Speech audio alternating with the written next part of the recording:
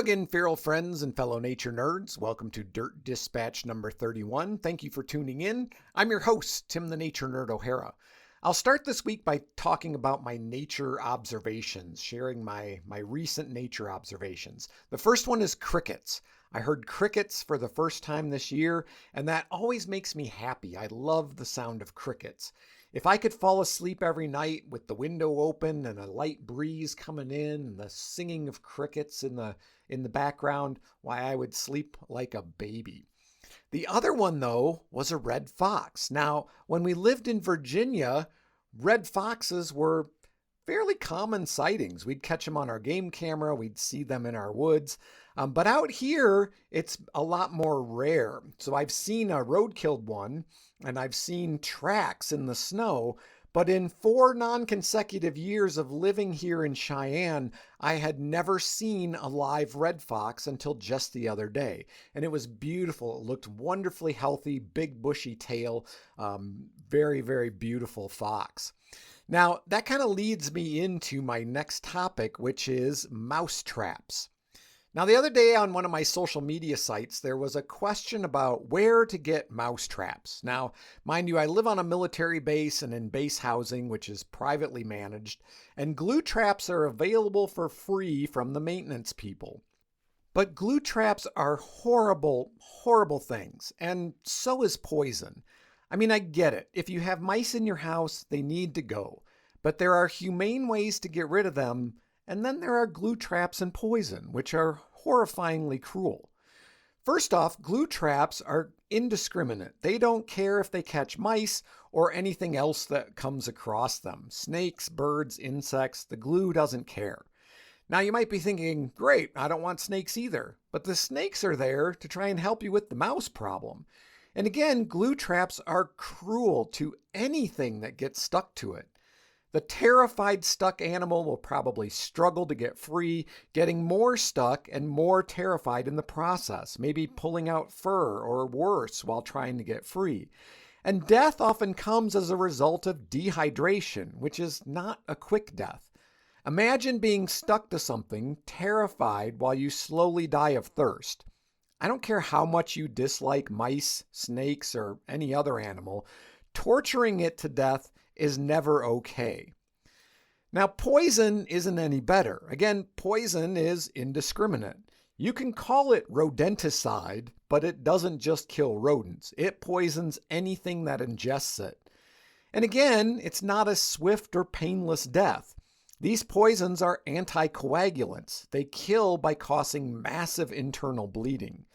So let's say a mouse ingests some poison in your house and it dies. But it finds its way outside before it dies and it gets eaten by something else, an owl or a fox. Well, now you've poisoned an owl or a fox. Maybe that owl or fox was hunting for something to feed its young and it brings it back to the family. Now you've poisoned a fox kit or an owl chick. Was that part of your plan? Probably not. And even if the mouse dies before getting preyed on, it will probably get scavenged by something else, a crow or even a squirrel, which is now poisoned too. If it doesn't go outside before dying, well, now you have a dead mouse or a whole family of dead mice decomposing in your house, probably in a place that's hard to get to. That smell? That will be the smell of the consequences of your decision to use poison. Trust me, you don't want that either. Like I said, I understand that mice can't live in your house. They can't live in mine either. But there are humane methods for getting rid of them. Live traps are always an option. There's these traps out there that kind of look like trash cans with a swinging lid. The mice fall in and they can't climb back out. Then you can take them someplace far away from human habitation and let them go. But full disclosure, maybe keep that part quiet because it may be less than fully legal to release them outside of your property. If you absolutely feel like you have to use a lethal control method, at least use the classic snap trap. While certainly not perfect, these at least have the best chance of attracting only the intended species and at least killing it quickly. Okay, now I want to do a little bit of an addendum to the last episode of the Dispatches from the Forest podcast. In that episode, I mentioned that water striders are sometimes called water bugs, but that technically Water bugs are a completely separate insect. So let me tell you a little bit about giant water bugs. In some places, they're called toe biters, although I don't know how often they actually bite people's toes. But in Florida, they're sometimes called alligator fleas or alligator ticks. They're some of the largest insects in the world. The largest species can reach nearly 4.5 or 12 centimeters long. That said, the ones found here, mostly in the southern United States, max out at about 1.5 inches or 4 centimeters. Now, our U.S. species generally don't fly, but despite being essentially aquatic and awkward on land, they might travel some distance over land when necessary. They're actually known to abandon streams after heavy rainfalls to avoid being swept away by flash floods.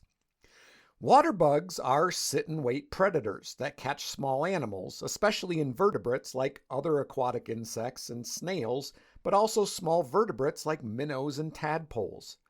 The largest species in the world have even been documented catching and feeding on baby turtles and water snakes. Prey is caught with their large front legs and injected with a venomous saliva that both incapacitates and dissolves their prey. Their sting is said to be excruciatingly painful, but it's not medically significant to humans. Now, occasionally when encountering a larger animal or a human, they've been known to play dead. And like the diving beetle I talked about, most species can emit a fluid from their anus. Because of this, they're often assumed to be dead by humans only to later, quote unquote, come back to life with painful results. But what I think is the most interesting thing about them is that they exhibit male parental care. The female actually glues the eggs onto the male's back, and then the male tends to them until they hatch. How cool is that? So with that, shout out to my fellow at-home dads out there and a belated Happy Father's Day to all the dads. That's where we'll end this Dirt Dispatch. Okay, if you want to support the podcast, consider becoming a patron. Check out all the details at patreon.com/dispatchesfromtheforest.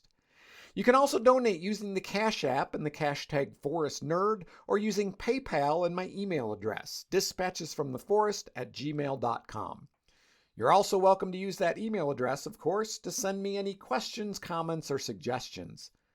Check out the merch store at cafepress.com/shop/dispatchesfromtheforest. Click on products, get yourself some awesome Dispatches from the Forest merch. Makes great belated Father's Day gifts.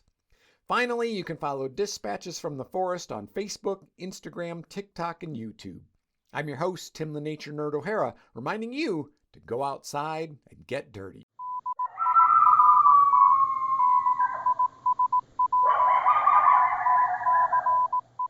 Dirt Dispatches is a production of Dispatches from the Forest and may not be used or rebroadcast whole or in part without express written permission.